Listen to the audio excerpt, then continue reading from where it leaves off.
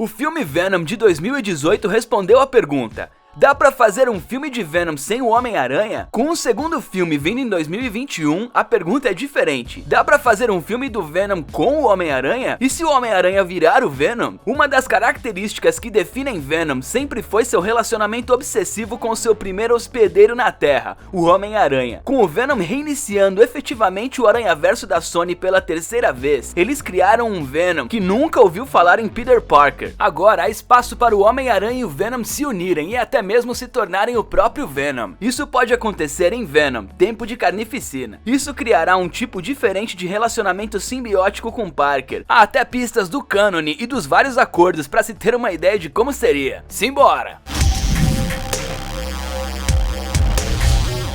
A história de Peter Parker e o simbionte que se tornaria seu vilão mais obsessivo é bem conhecida. Durante as Guerras Secretas, quando Parker não teve tempo ou recursos para remendar o seu uniforme, ele foi para um laboratório alienígena que lhe deu um uniforme que parecia responder a todos os seus comandos. Isso porque um simbionte clintariano havia sido experimentado pelos Kree e então abandonado por sua própria espécie. Aquela vez que Peter Parker não se deu bem com os impulsos de Venom, ele foi ao sino no topo de uma torre e se livrou do simbionte que não aceitou bem a separação. Ligando-se a Eddie Brock, que pensava que Peter Parker o havia feito perder o emprego, nasceu Venom, como o conhecemos nos quadrinhos. Desde então, o Venom já foi mocinho, vilão, e às vezes vilão mocinho ou mocinho vilão, mas Peter Parker sempre foi seu número 1. E como isso pode servir para avisar Parker sobre a versão de Venom e Eddie Brock nos cinemas? Essa é uma boa pergunta. Venom, Tempo de Carnificina, está programado para apresentar mais um simbionte, dessa vez o Carnificina. Isso pode parecer redundante, já que Venom enfrentou Riot no primeiro filme, mas Carnificina não é apenas mais um simbionte. Nos quadrinhos, Carnificina aparece quando Brock deixa um pequeno simbionte dele próprio para trás, em uma cela de cadeia, e é assim que os simbiontes se reproduzem. Uma parte deles meio que se desprende. Cada nova geração tende a ser um pouco mais forte e má, e Carnificina na verdade é tão cruel e inescrupuloso que até o vilão Venom não gosta muito dele. O simbionte revela as habilidades das pessoas que o hospedam, e é parte do motivo pelo qual o simbionte Venom adorava se incorporar em Peter Parker. No filme, Venom diz a Brock que eles estão se unindo por serem ambos perdedores. Sabemos que o novo filme está mais pro lado da Sony. Pelo visto, a Carnificina vai ser entre Sony e Marvel, certo? Bom, enfim, o novo filme de Venom vai ser na linha do Morbius, o vampiro vivo, que é outro personagem com relacionamento complicado com Peter Parker. Mas a importância disso está em dois pequenos detalhes escondidos no trailer. Primeiro, um pôster do Homem-Aranha pichado com a palavra assassino. Quando nosso amigo estava dando uma carona para Mary Jane Watson, J. Jonah Jameson apareceu e culpou o Homem-Aranha, não apenas pelos crimes de mistério, mas também pela morte dele. Pior ainda, ele também rejeitou Peter Parker como Homem-Aranha, mesmo depois de ter passado todo aquele tempo tentando não ser pego pela terceira vez. Ned e Mary Jane já o haviam descoberto. Olha, é um segredo difícil de guardar. A outra é a aparição de Adrian Toomes, também conhecido como o Abutre, no final do trailer.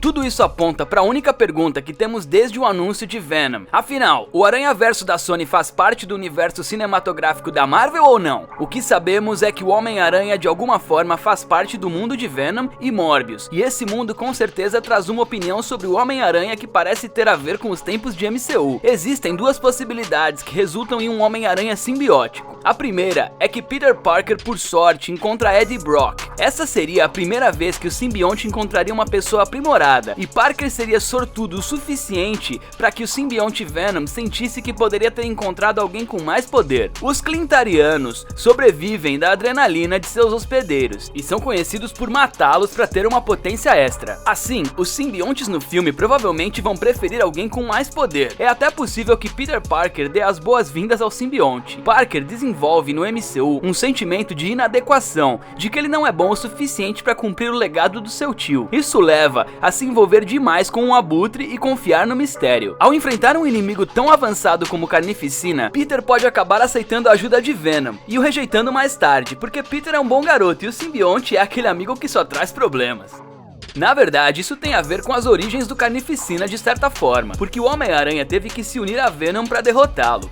Agora o Aranhaverso tem um Venom que foi desprezado por Peter Parker e talvez até carregue o símbolo de aranha no peito. É isso mesmo. Mas ainda há outra possibilidade. O Brock no filme não está na prisão, ele está livre e trabalha como repórter investigativo. De acordo com a cena de créditos em Venom, é naquele local que ele conhece Cassidy, que está destinada a se tornar carnificina. Nesse cenário, Cassidy não seria o primeiro a entrar em contato com o pacotinho de alegria de Venom, que se torna o simbionte do Carnificina. Na verdade, seria Peter Parker quem pegaria um pouco de Venom, se separando dele de uma forma semelhante à dos quadrinhos, enlouquecendo o simbionte. Ligando-se a um humano que foi feito fora da fábrica, ele dá à luz Carnificina, e agora Venom tem que intervir e detê-lo. Isso resolve um problema menor, que é onde o Carnificina conseguiu o uniforme vermelho e azul, mas isso é o de menos. Agora ouve essa, na verdade os simbiontes têm um relacionamento simbiótico com Peter Parker, e restaurar isso será muito importante para o Aranhaverso da Sony. Sabemos disso porque o grande plano da Sony para o universo Marvel é o Sexteto Sinistro, que é o principal clube de ódio ao Homem-Aranha, e é por isso que o Toomes está naquele trailer de Morbius. O Abutre é um membro fundador do Sexteto Sinistro, bem como Escorpião, um companheiro de prisão de Toomes. Vindo do MCU, Toomes tem um ódio especial ao Homem-Aranha, ódio esse necessário para formar um grupo com o intuito de acabar com o rastejador de paredes. Recriar o vínculo especial de amor e ódio com o Homem-Aranha e os simbiontes ajuda bastante a unificar as várias propriedades relacionadas ao Homem-Aranha, e também os aproxima do MCU, por ter criado bases fundamentais para os Clintarianos. Lembra de Nowhere? A cabeça flutuante de um celestial? Nos quadrinhos, essa cabeça foi retirada do corpo por Knu, o criador dos simbiontes, que também criou os membros da seita que serviam a Ronan, o acusador em Guardiões da Galáxia. E aquela espada que Hela tinha em Thor Ragnarok? Não se parece com Necro-Espada, o primeiro dos simbiontes? Todos esses elementos servem de apoio ao pessoal do MCU, mas para Venom e os simbiontes, essa é a própria história deles. É uma maneira de pegar uma parte da história do MCU e deixá-la rolar sem ter que se envolver nos grandes planos de Kevin Feige.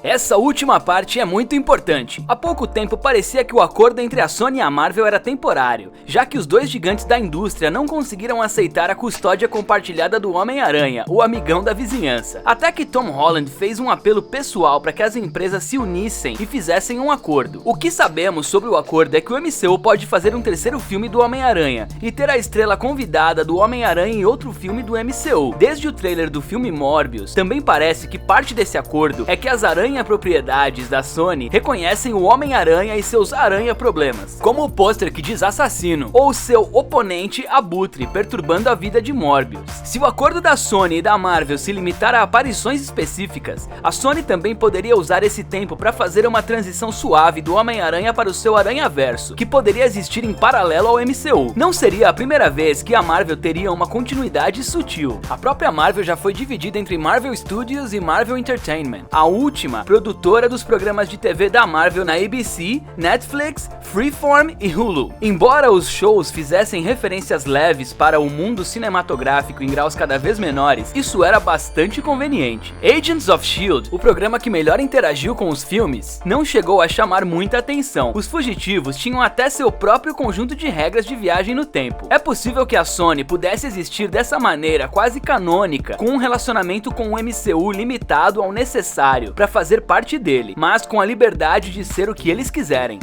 No entanto, isso pode ser um problema, e está relacionado com a questão de tempo e logística. Venom, Tempo de Carnificina, será lançado após Morbius, mas antes do terceiro filme do Homem-Aranha. Era para sair muito mais cedo, mas fomos colocados de castigo e tivemos que esperar, enquanto os lançamentos de filmes eram reorganizados. De qualquer maneira, um desenvolvimento tão grande na vida de Peter teria que vir depois, ou pelo menos junto com o que acontecesse no terceiro filme do Homem-Aranha, também marcado para um lançamento em junho de 2021. Outro problema é logístico. Sabemos que Tom Holland está em Venom, mas isso ainda é como se fosse um boato, e não sabemos o tamanho de sua participação no filme. Pequenos detalhes podem ser escondidos, como a anciã conversando com Bruce Banner, ou J.K. Simmons aparecendo como J. Jonah Jameson no final de Homem-Aranha Longe de Casa. Mas por outro lado, um Homem-Aranha ligado ao simbionte exige muito mais dublês, grandes sets, sessões ao ar livre com telefones celulares indiscretos. Tudo isso aponta para o papel de Peter Parker em Venom, Tempo de Carnificina ser pequeno, talvez apenas uma participação especial, quem sabe até mesmo nos créditos finais. Nesse caso, pode ser que o Homem-Aranha fique de fora do confronto com Carnificina e seja vinculado ao simbionte no final. Isso pode ajudar bastante a estabelecer uma história mais ampla dos Clintarianos, como grande parte do MCU e do Aranhaverso da Sony. E é assim que Peter Parker pode se tornar Venom no próximo filme do Venom. Que papel você quer que Peter faça no novo filme?